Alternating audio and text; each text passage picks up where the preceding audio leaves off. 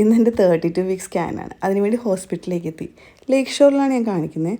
അപ്പോൾ ഓരോ വട്ടം വരുമ്പോഴും ഇവിടെ എന്തെങ്കിലുമൊക്കെ വ്യത്യാസം ഉണ്ടാവും. ഇവിടെ റിനോവേഷൻ നടന്നുകൊണ്ടിരിക്കുകയാണ്. അങ്ങനെ സ്കാൻ ചെയ്തിട്ട് വേണ്ടി ഡോക്ടറെ കാണാൻ ചെന്നാൽ പറഞ്ഞിട്ടുണ്ടായിരുന്നു. അപ്പോൾ സ്കാൻ ചെയ്യാൻ വേണ്ടി വെയിറ്റ് ചെയ്യണം. റേഡിയോളജിയിൽ അത്യാവശ്യം നല്ല ബില്ലെടുക്കാൻ തന്നെ നല്ല തിരക്കായിരുന്നു. അങ്ങനെ കുറേ നേരം വെയിറ്റ് ചെയ്യേണ്ടി വന്നു. അപ്പോൾ എനിക്ക് ഭയങ്കര ഒരു പെയിൻ പോലെയൊക്കെ തോന്നുന്നുണ്ടായിരുന്നു. ഒരു പീരിയഡ് ക്രാംസ് ഇങ്ങനെ ഒരു സ്റ്റാർട്ട് ചെയ്യുന്ന പോലെ. എനിക്ക് ഫസ്റ്റ് ഡെലിവറി എൻ്റെ 37 വീക്സ് നടന്നതാണ്. അപ്പോൾ എനിക്ക് ഉള്ളിൽ ആ ഒരു പേടിയുണ്ട്. എനിക്ക് ഓൾറെഡി ഇപ്പോൾ 33 വീക്സ് ആയി. അപ്പോൾ അതിങ്ങനെ ഓർത്ത് ടെൻഷൻ അടിക്കുമായിരുന്നു. ഒരു ചെറിയ പെയിൻ. പിന്നെ മോതിരമൊക്കെ അങ്ങ് ടൈറ്റായി കയ്യിൽ നിന്ന്. അതൊക്കെ എനിക്ക് എല്ലാം ഇങ്ങനെ ഒരു ഇറിറ്റേഷനായിട്ട് തോന്നിയിട്ട് എല്ലാം ഊരി മാറ്റി.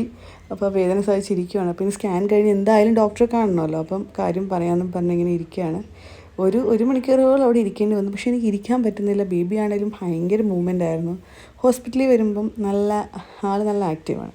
അങ്ങനെ സ്കാൻ കഴിഞ്ഞു. ഇപ്പോൾ ഡോക്ടറുടെ ഒപ്പിയിൽ വന്നു. നമ്മൾ ഇനി കുറച്ച് നേരം അവിടെ വെയിറ്റ് ചെയ്യാം. അവിടെ അധികം തിരക്കില്ലായിരുന്നു. പെട്ടെന്ന് കാണാൻ പറ്റുമെന്ന് വിചാരിക്കുന്നു. അപ്പം അവിടെ വെയിറ്റ് ചെയ്യുമ്പോഴും ആൾ വയറ്റിൽ കിടന്നെങ്കിൽ തുള്ളി ചാടുക.